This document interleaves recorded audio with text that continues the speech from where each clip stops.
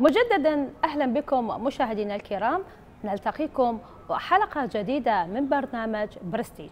ضيف حلقة اليوم ناشطة مدنية ورئيسة جمعية أشور بانيبال، متعددة في نشاطاتها ومشغولة بأهدافها النبيلة التي تصب في خدمة المرأة وتحقيق حلمها بالعدالة الاجتماعية.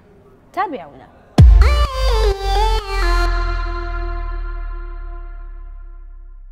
أهلا وسهلا بكم مشاهدينا الكرام، رجعنا لكم مع ضيف حلقة اليوم الست جنان صليوة. أهلا وسهلا بيك في برنامج برستيج. أهلا بيك عزيزتي. أهلا وسهلا. أنا بداية أشكر قناة العراقية السريانية لإتاحت لها الفرصة ولدعوتها لي لهذا اللقاء في برنامج برستيج. البرنامج الحقيقة يعني يسلط الضوء على الفنانين والكتاب والشخصيات المعروفة ذات النشاط الواضح والقيم في المجتمع. شكرا جزيلا لبرستيج وشكرا لكادر القناة والحاضرين. أهلا وسهلا بك. ست جنان، أنت حضرتك من ولادة الحبانية، طبعا هو مكان ولادة الكثير من نجوم العراق، منها خصوصا المسيحيين والرياضيين اللي كانوا موجودين بهذه المنطقة. حضرتك تقدرين يعني تتذكرين أو تذكرين طفولتك هاي المنطقة؟ أكيد. ما أتذكرهم بشكل شخصي لأن كان عمري سنتين من طلعت من الحبانية، لكن عندي معلومات. كان شيخ المدربين المرحوم عمو بابا وآرا وشدراك يوسف، نعم، كانوا من الحبانية واتشرف بهم أكيد. ايش تتذكري من هاي الفترة الطفولة مالتك؟ احنا ذكرنا يعني المدربين والرياضيين. سنتين يعني كان يعني كحبانية، يعني كحبانية ما أتذكر شيء، كنت طفلة صغيرة جدا. يعني زين. طبعا بغداد ما تزال بعض المناطق اللي يسكنها المسيحيين مثل كمسارة والدورة، طبعا هي مناطق نجد بها العوائل المسيحية بكثرة. النشاطات اللي بيها خصوصا الاجتماعية برأيك يمكن أن تعود مجددا هذه المناطق؟ يعني لو تسمحي لي أتحدث القليل من السريانية، يعني على اعتبار هي العراقية السريانية. دورة، كمبة، نعيرية وقيارة، بغداد جديدة، كمب الأرمن، كمب القيلاني، يعني كانت مناطق مليئة بالسريانيين. هلبت أخنا بهيوخ ديري أن يمانة وبهيوخ تخمنتي أختي وباسمته وسودنته وخية مو ضالة من شواوي، خية مو ضالة وإذوات بشيقي وبلبي بخبي مغبتيقة أثري. هلبت أخنا بهيوخ ديري أن يمانة وبهيوي وخاوي وباني عيني دعثث قد ديرتا قد خي مدري خيوتا. أكيد. يمكن عودة المسيحيين إلى العراق برأيك؟ عودة المسيحيين مقترنة بتحقيق العدالة الاجتماعية، الأمن والأمان، تطبيق القوانين الخاصة التي تحمي الأقليات والتي تحمي المسيحيين والأقليات بشكل عام، نعم، والتي تحمي أيضا تواجدهم. احنا عندنا مواد بالدستور، هي يعني مادة 14 هي معنية، والمادة الثانية بالأخص هي معنية بحياة الأقليات، بحقوقهم، ممارسة حقوقهم وتقاليدهم شعائرهم يعني. ومادة 14 هي معنية بمساواة، يعني لا يمكن أن يكون المسيحي هو درجة ثانية وهو من أبناء البلد الأصلاء يعني. فلا يمكن أن نقبل أن نكون درجة ثانية. في توفر هذه المقومات أكيد المسيحيين يعودون. نعم. وبهيوخ ديري وبهيوخ كل أنا مديانة تينا مخشخة قد خيخ قو أثرا بخيروثة مريم أنت وبديري. نعم. حضرتك قمت بتدريب عدد من الكوادر التدريسية خصوصا بثانوية الشرقية وثانوية دجلة للبنات. كيف تقيمين اليوم الوضع الاجتماعي في تلك المدارس؟ نعم. الحقيقة مدارسنا وضعها للأسف الاجتماعي نوعا ما مزري. فقدان الباحث الاجتماعي، الباحث المشرف الاجتماعي داخل المدارس تؤدي إلى يعني صراعات، نعم. تؤدي إلى عدم يعني تشخيص المشاكل، العنف والتنمر. يعني حاليا هناك للأسف تنمر على الأستاذ وتنمر على الطالب من قبل الأستاذ، فهو خليط من برأيك شنو الأسباب اللي تخلي هذا التنمر يصير؟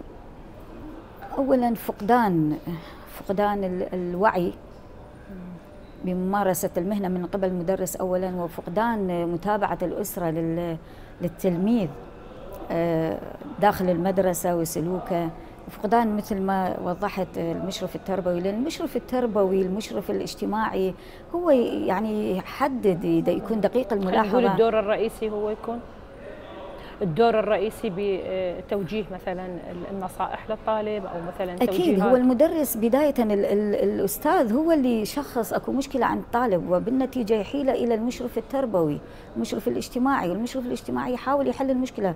ما قدر يوجه أيضا يعني يوصلها للأهل، وبالتعاون بين المدرسة والأسرة أكيد تنحل. زين، شلون كان تقييمك له دورك كأستاذة؟ كمدربة يعني الحمد لله، يعني بشهادة المعهد العراقي طبعا مشكور، هو المعهد العراقي كان مدربنا الأول لكي يعني يخرجنا مدربين، ودربنا بشهادتهم. كنت أنا يعني الحمد لله وشكر ناجحة، كما تفوقوا يعني زملائي أيضا، يعني كنا متفوقين في هذا العمل. ويعني إن شاء الله نتطلع أنه يستمر هذا البرنامج وننقله إلى مناطق أخرى. ايش قد ظليتي حضرتك تدرسين في تلك المدارس؟ لا، هي دورة تدريبية مقتصرة كانت على يعني أيام معدودة. نعم. زين، حضرتك شاركتي بتقديم محاضرات عن المشاركة السياسية للمرأة في المنتدى العراقي، حدثيني عن تلك المشاركة. أهمية المشاركة السياسية للمرأة أكيد، لأنه المرأة هي أول المتضررين عندما تحدث نزاعات في المناطق، وهي أول المتضررين لأن هي تكون أحيانا هي المعيلة للبيت يعني في حال تضرر رب الأسرة. سجينان، حدثينا اليوم عن المشاركات اللي حضرتك تقدميها للمرأة ودورك تجاه المرأة، خصوصا احنا تقييم المرأة العراقية القيادية، و شنو الشعور اللي تخلي المرأة انه تستند بقوة من يعني اغلب الظروف اللي تحيطها؟ المرأة العراقية عانت ما عانت الكثير من حروب ونزاعات وتهميش وإقصاء. مشاركتها في مواقع صنع القرار أهمية كبيرة، لكن يجب أن تكون هي صاحبة القرار. نعم. لكي تخدم قضايا المرأة. أيضا إحنا دورنا نسلط الضوء على هذه الكفاءات، نسلط الضوء على النجاحات اللي تقدمها المرأة، على من تستحق أن تكون في موقع صنع القرار لكي تخدم قضايا المرأة. أيضا يجب في دور يعني دورنا كمجتمع مدني بناء قدراتها السياسية والاقتصادية والثقافية. أنت قدمت الكثير من المحاضرات خصوصا تجاه المرأة. نعم، قدمت في أوسلو، نعم، نرويج، وأيضا في روما، وأيضا مشاركات يعني في بغداد، في المحافظات، في أمريكا. حلو، زين. وأيضا كانت لي مشاركات في يعني بخصوص قضية المرأة مع شبكة النساء العراقيات كجمعية آشور بانيبال، احنا أعضاء في شبكة النساء العراقيات. نعم. أيضا مشاركاتنا كاتحاد العربي للمرأة المتخصصة اللي أنا أترأس قطاعها الثقافي للدورة الثانية. طبعا مشكور كل من وضع ثقته فيها. يعني الاتحاد العربي للمرأة المتخصصة تابع للمجلس الاقتصادي جامعة الدول العربية. العراق أحد مؤسسينه طبعا. فمشاركاتي كنشاطات نسوية الحمد لله يعني فعالة في كانت؟ قضايا المرأة أكيد. طبعا أكيد المرأة هي تعاني بالكثير من المحافظات وخصوصا بأطراف المدن من الفقر وفقدان المعيل ومن التهميش والظلم والاجتماعي. يمكن أن نعالج تلك المشكلات اللي خصوصا المرأة العراقية تحيطها بتلك الظروف؟ أكيد بجهود الحثيثة بالإيمان بالقضية نقدر. المرأة المهمشة خصوصا اللي في الريف الفقيرة اللي بدون معيل هي اللي تكون أب وأم نفسها يعني هي تعيل أطفالها، هي لازم تمولها. زين برأيك وإذا الظروف ما كانت مهيئة لها شلون راح تواجه الحياة؟ لا احنا دورنا نهيئ لها هذه الظروف، لأنه يعني يجب أن أول شيء نبني قدراتها، نشوف ميولها شنو مقدرتها، ندربها على أنه تكون لها مهنة. نعم. يعني تمويل مادي لا يكفيها، يعني مولتيها يوم يومين شهر شهرين سنة. صحيح. وماذا بعد؟ نبني قدراتها، نشوف ميولها وامكانياتها المهنيه شنو، يعني اذا كانت كزراعه نشاط نعطيها، او اذا كانت يعني يعني توفرون كل هاي الظروف اللي كانت تعاني منها. حلاقه اكيد حتى ندعمها، يعني تدعم نفسها اقتصاديا، لانه لازم اكو تنميه مستدامه مو فقط يوم. نعم. ويومين. صحيح. يعني اكو مثل يقول بدل ان تعطيني سمكه علمني الصيد، فاحنا نعلمها الصيد. اكيد ان شاء الله كل التوفيق. يمكن للندوات والمحاضرات خصوصا بالجمعيات الأهلية ولجان المرأة أن تكون سائدة بنفس الوقت للمرأة ومصدر لاستيراد الحقوق. أكيد. أولا احنا نوعي المرأة بحقوقها وكيفية المطالبة بحقوقها. يعني من خلال عيادات قانونية داخل المؤسسات، عيادات تأهيل نفسي في حال عندها هي معنفة، عندها مشكلة مدى تقدر تواجه، عندها تحديات، نوعيها نثقفها ونمكنها اقتصاديا. دورات مستمرة حاليا؟ أكيد مستمرة. احنا يعني في كل مرحلة في كل فترة نشوف ضغط اكو على المرأة وتكثر الحالات، تبدي الدورات تكون أكثر. وتعرفين احنا بلدنا يعني المرأة تتعرض به دائما وباستمرار لهذه، فاحنا اكيد لازم ندعمها، نكون سند لها. اكيد. ومؤسساتنا مفتوحه للنساء المعنفات، للنساء اللي تحتاج عندها حق معين حتى قضائي، عندنا محاميات يعني قانونيات تدعم هذه المرأة. حلو. تساعدها. كيف تساهم المحاضرات خصوصا بتقديمها بتعزيز المشاركه السياسيه للمرأة؟ نبني قدراتها السياسيه، نوعيها بالقانون، كيف تكون صانعة قرار، كيف تكون تقدر تجتاز التحديات داخل قبة البرلمان أو في المؤسسات، لأن المرأة تتعرض إلى تهميش ليس فقط يعني كبرلمانية. حقيقة احنا عندنا تهميش للمرأة، وخصوصا المرأة اللي من الأقليات، يعني نتحدث بشكل خاص في دوائر كمسؤولة إدارية، كتتبن يعني تتسنم إدارة كمدير عام، مديرة قسم، مديرة عام، جهاز تنفيذي. للأسف هي مهمشة، يعني خصوصا المرأة من الأقليات. يعني نطمح أنه يكون أكو التفاتة صحيحة وحقيقية، والنساء إداريات، يعني عذرا أقولها أحيانا تتغلب على الرجل في الإداريات، لأن عندنا كفاءات تستحق. راح يصير صراع بين الرجل والامرأة، خصوصا احنا ما نريد احنا شركاء لا فرقاء، يعني ابديها من البيت وإلى المعمل والمصنع والدائرة والوزارة والبرلمان. هي شراكة حياة، يعني ما يعنيك يعنيني، هي حياتنا احنا معنيين بها اثنيناتنا. يعني لازم نكون يعني كنت اطلقت قبل فترة حملة انا معك وحدك لا تكفي، يعني يفترض احنا اثنيناتنا نبني الحياة، واثنيناتنا تمسنا الاضرار وتمسنا النجاحات. حدثيني عن طبيعة مشاركتك في برنامج الزائر الدولي، كيف كانت؟ نعم، الحقيقة كانت إضافة حقيقية. طبعا أنا أشكر من رشحني لهذا البرنامج.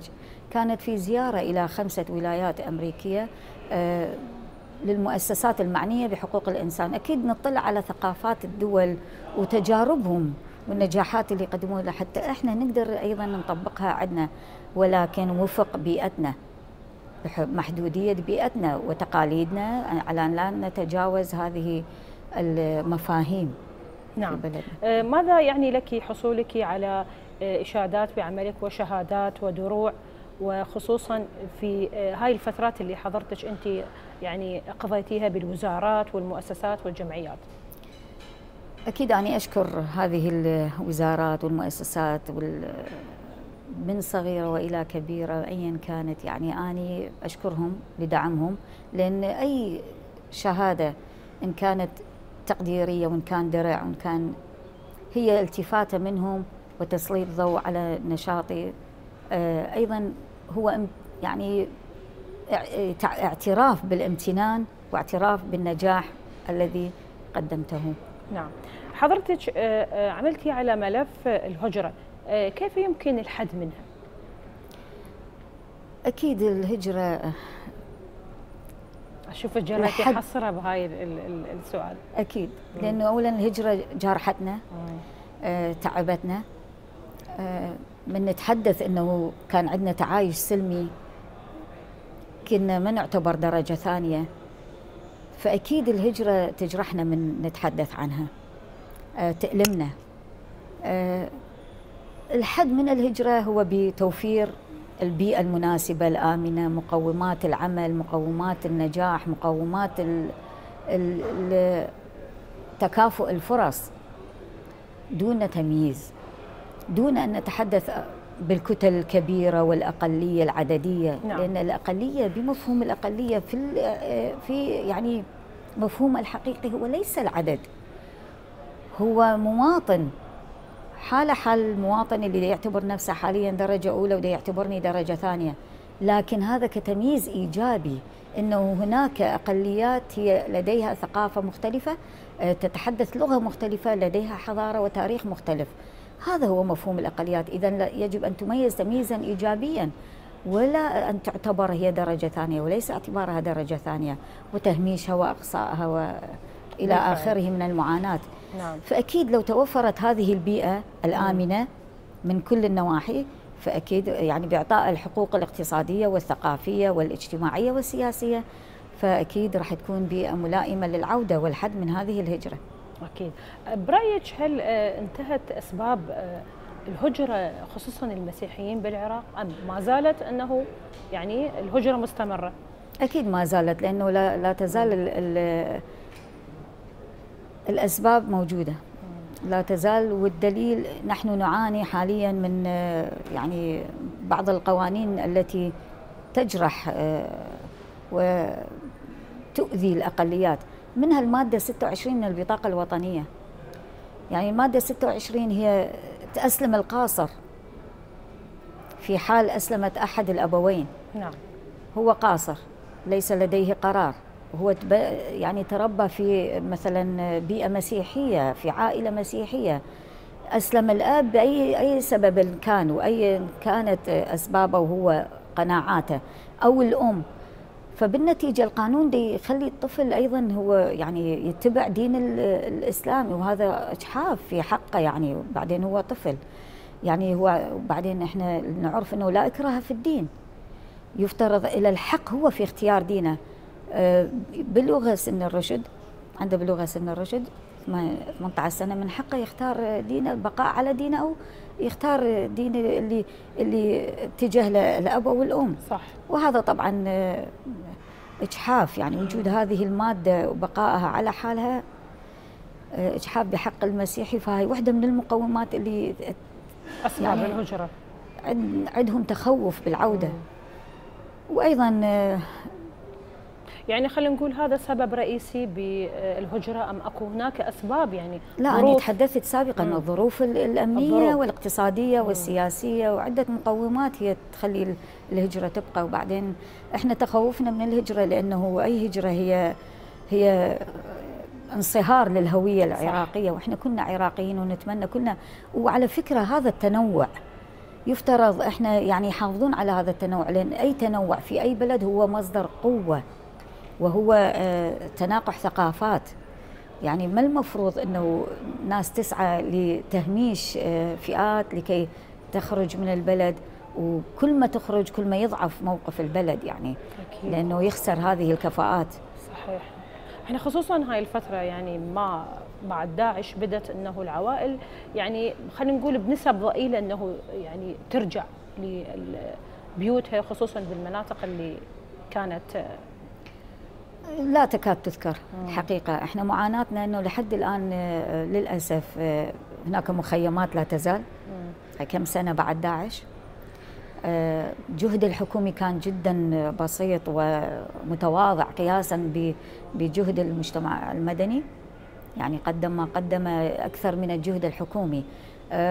باعتقادي أنا صريحة هو قرار سياسي أكثر مما هو، يعني هناك من يعني مستفيد من بقاء هذه المخيمات، ويفترض هذه العوائل يعني تتاح لها الفرصة العودة إلى مناطقها. المناطق يجب أن تعاد كما كانت أمنيا، بيئة، تعليم، صحة، مؤسسات التعليمية الصحية، يعني من كل النواحي يفترض أنه تهيأ هذه المناطق للعودة، ولكن أعتقد هو قرار سياسي. زين، حضرتك عملتي بمشروع منع التطرف في العراق، طبعا هو ضمن أحد المشاريع اللي كانت في المعهد العراقي. نعم، شكر وتقدير للمعهد العراقي، الكادر اللي دربنا أكيد يعني من المعهد العراقي ومن مستشارية الأمن القومي والوطني. نعم. أكيد أضاف لنا هدف المشروع يعني برأيك؟ هو أكيد هو من اسمه منع التطرف والحد منه، ويعني محاربة الفكر المتطرف طبعا، وهي مسؤولية الجميع، مسؤوليتنا كمجتمع مدني ومسؤولية كل فرد، مسؤولية المؤسسات الحكومية، مسؤولية الشيخ، مسؤولية رجل الدين المسيحي، المسلم، رجال الدين من الأقليات الأخرى، لنبذ هذا الفكر. لأن احنا كنا في بلد واحد، كنا يعني يفترض أن نحافظ على هذه العلاقة وهذا السلام، يعني السلام اللي يحل علي يحل عليك. أكيد. احنا كنا نتقوى ببعضنا، وهذا الاتحاد هو القوة يعني. فيفترض كنا ننبذ هذا الفكر المتطرف لأنه يضعف كل الأطراف. أكيد بالفعل مثل ما تفضلتي. اليوم كيف يمكن الحد من ظاهرة التطرف؟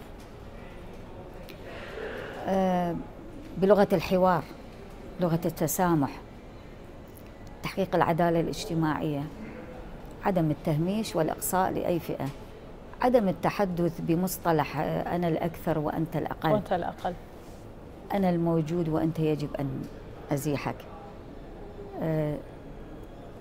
لغة الحوار تبني وتهدم أي حاجز ممكن يبنى في أي مجتمع وبين أي طرف من الأطراف. أكيد صحيح بالفعل. تعملين في مجال الشرطة المجتمعية، شنو اللي دورك اليوم تقدميه للمرأة العراقية خصوصا في مجال الشرطة؟ أنا لست شرطية، ولكن أنا نائب رئيس منتدى الكرادة للشرطة المجتمعية. طبعا هذا المنتدى هو مناطقي، في كل منطقة موجود، أسس من قبل وزارة الداخلية الشرطة المجتمعية لخدمة أبناء المناطق، العوائل، إن كان كمؤسسات تربوية أو مؤسسات صحية، أسس من قبل هذه الفئات، وأيضا من قبل أعيان الكرادة ومنظمات المجتمع المدني. دورنا احنا يعني كشرطة مجتمعية وكقاطع الكرادة، كمنتدى الكرادة، هي تشخيص الحالات والمشاكل الموجودة داخل المناطق وحلها، يعني إن كانت عن طريق دائرة الأسرة والطفل الموجودة ضمن اللجنة ضمن الشرطة المجتمعية ووزارة الداخلية، نوصل هذه الحالات نقدر نحلها وديا آنيا، أو ممكن تحال إلى دائرة الأسرة والطفل. نعم. حضرتك كان اكو موضوع هو عراق آخر ممكن، هو نعم. عنوان مثير لإحدى النشاطات الاجتماعية. نعم. عراق آخر ممكن الحقيقة هو شعارنا كمنتدى اجتماعي العراقي، اللي أنا أحد مؤسسينه جمعيتنا أشوربا نيبال. هو فضاء واسع، فضاء ملئ بالشخصيات المجتمعية المدافعين عن حقوق الإنسان ومؤسسات المجتمع المدني. نطمح لعراق آخر، عراق متسامح، عراق فيه عدالة اجتماعية. نعم. دورنا أكيد بناء هكذا عراق من خلال نشر ثقافة التسامح، نشر ثقافة ووعي بين الشباب خصوصا، يعني لأنه هم عمادة المستقبل. أكيد. فأكيد احنا نطمح لعراق آخر، عراق خالي من الحروب، خالي من الصراعات، متسامح، ملئ بالفنون والرياضة اللي احنا دائما نسلط الضوء عليها. يعني حتى بالمدارس نتأسف انه المدارس اختفت منها مادة الرياضة ومادة الفنون اللي كانت شاب والطفل هو يعني طاقته يوجهها بهالاتجاه، وتنشيط الذهني فيما بعد كدراسة للأسف اختفت. فاحنا ايضا نسلط الضوء على هذه الاهتمامات الفنية. نعم. والرياضية. يمكن للمرأة العراقية أن تصنع عراقا آخر. شنو المواصفات اللي تقدر تستند عليها وتصنع هذا المجال؟ المرأة عندما تكون صانعة القرار هي أول من يهتم بالسلام. نعم. أول قرار هو أنه تبني بيئة مسالمة، تبني بيئة خالية من الصراعات، تبني بيئة صحية للطفل. لأنه عندما يتضرر المجتمع وعندما يدخل حروب، فأول المتضررين هي المرأة، لأنه من تفقد زوجها وتكون هي المعيلة، فبالنتيجة يعني تصير الأب والأم، فهي معنية ببناء هذا العراق. نعم أكيد. حضرتك برستيجك شنو؟ يعني إنسانة بسيطة في طبعي، حدثينا عن اجتماعية،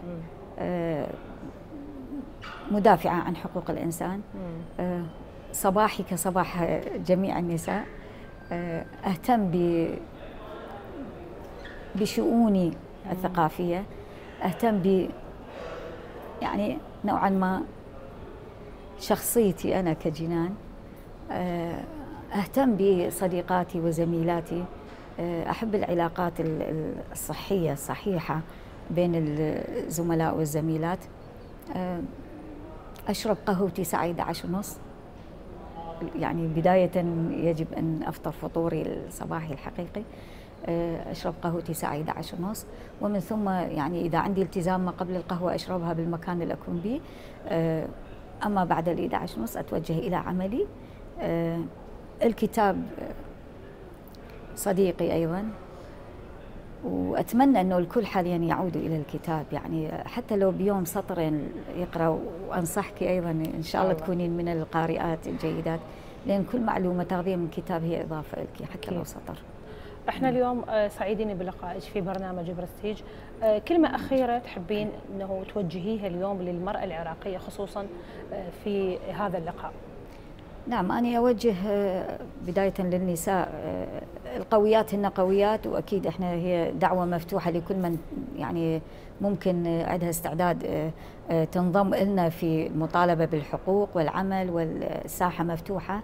لكن أنا أوجه دعوتي اللي هي مهمشة نفسها، يعني المرأة هي هي قاصية نفسها عن المجتمع، هي مهمشة نفسها، هي مبتعدة عن العمل وعن المطالبة. إحنا مؤسساتنا مفتوحة للتوعية بكيفية المطالبة بحقوقها لبناء قدراتها، فأهلا وسهلا بها. أيضا إذا تسمحي لي أوجه دعوة للنساء الأقليات باللغة السريانية عزيزتي. فضل. يعني خورياثي خثواثي نشة كراسيانة نشة آتوراية نشة كل دو آشوراية هل بتأخنا كلن ترانا بتيخيلة قبل اختيخو بيخ مزيد دخ منيخ من هاويتو بلخيتو منن بطلب ماسخ طلبخ لزدقن هاو خيلانة خبي خيتا لا زديتون من بلاط الجدة، لا زديتون من ورتقو شتوسات بريشة بريشة سبب آتي يطت مبيت آتي يطت دخ ميت له الزدقخ آتي شغلت له زدقخ أزستا لا كليت ولا بيخ كاليتون بيخ مزيد دخلة نشديا تهاوي قوشت آسة قد هاوي خيلانة وخيلا بزايد بيخ وكمت زيد قوشت آسة قوبل طيبوثة أثريتا عراقية سوريتا تمخشخلة